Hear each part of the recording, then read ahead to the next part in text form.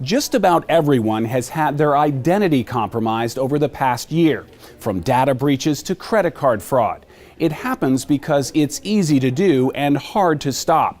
Our investigation exposes an overseas money laundering scheme that could be accessing your accounts without you even realizing it.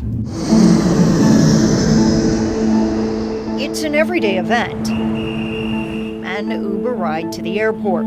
I earned $53.98 off of this trip. And this Uber driver, who asked not to be identified, didn't even have to make small talk with the passenger.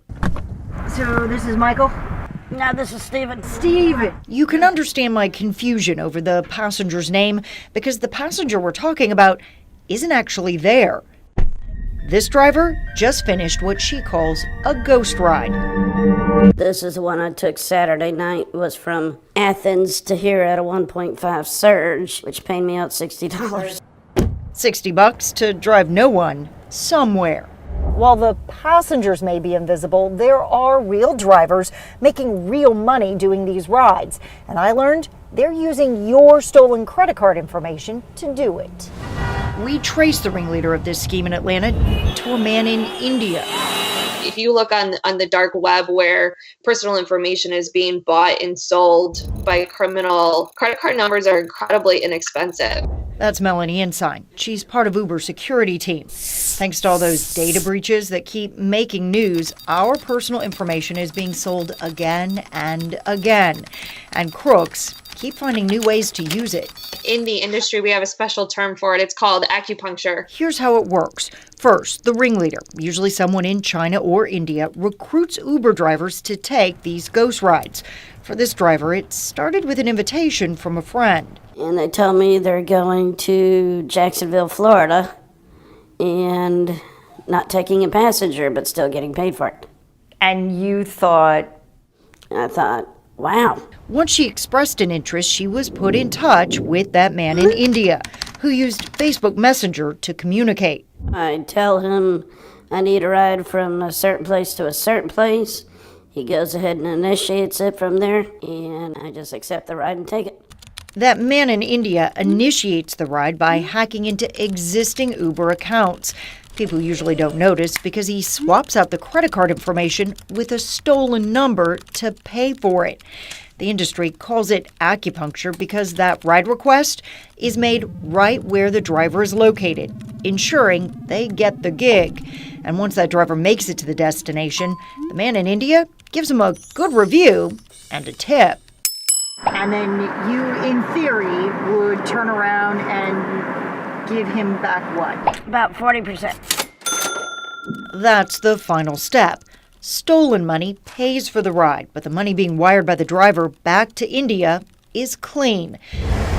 Patrick Kelly, the Chief Technology Officer for Critical Path Security, says, welcome to modern-day money laundering. I guess I was struck between, wow, this is a thing, and how ingenious. You know, it may seem like just a little bit of money per transaction, but if you start looking at this, exponentially, then it adds up pretty quickly. Already, crooks are trying to skim more out of the deal, using Uber Eats to place fake food orders. Here's a message from that man in India trying to recruit our driver to get involved. The restaurants do not have to prepare anything, and you do not have to deliver anything. Just the promise of cashing in on a big payday. Kelly worries it's not just stolen credit card information being used. We have breaking news right now. The city of Atlanta's computers are being held hostage. He says schemes like this can be used to launder money from ransomware payments. Drug trafficking, human trafficking, child exploitation. Exit right to I-85 South. This Uber driver never did wire any money back to India and says she only took a handful of ghost rides to expose what was going on. But she knows plenty of drivers willing to do it, especially when those normal fares slow down. Well, I know somebody that's doing it full time. They're probably making over $1,000 a week doing it. While Uber says it's the company that foots the bill for fraud, consumers have the headache of proving they didn't take the ride and clearing their name. This driver says she has no interest in fueling fraud. Why isn't it worth it to you to do? Because I know what's right and what's wrong. On the road, there is black pavement and white lines.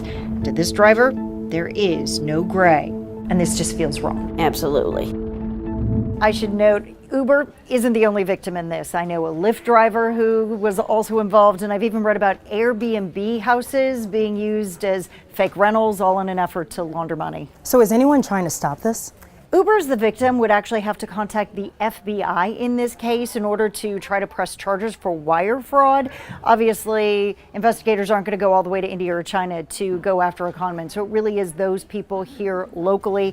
I haven't seen them do that yet. So it's really going to be up to educating the drivers, understanding what's involved so that they just don't take these rides, or people just protecting themselves. So that raises the question, how do we protect ourselves? Uber stresses that while these hackers are using the existing accounts to call for the rides, the information's encrypted, so they're not seeing your personal information. That's the other reason why they're having to use that stolen credit card information to actually pay for the ride. But people just don't like the idea of their account being used. So you can block it by setting up two-step verification. It takes just a few seconds, and they say that should help keep those hackers out of your account.